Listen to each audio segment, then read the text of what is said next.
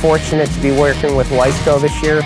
That is kind of been expediting some pistons for us and helping with the development as we progress, trying to increase our horsepower.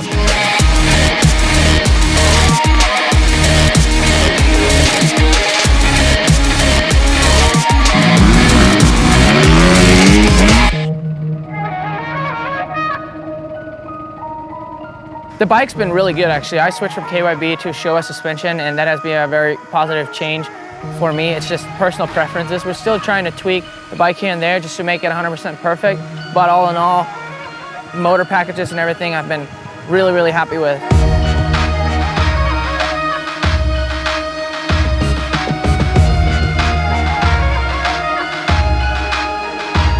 This bike is probably the most tuning sensitive bike I've ever ridden. You know, you do something to it and you can feel it immediately. Having said that, you know, like we've taken everything, assessed everything, and just have a direction to go in now. So spent a lot of time with KYB and obviously the engine techs at Honda, developing better settings, more comfortable and faster settings. So yeah, honestly, this is the best bike, you know, for me right now.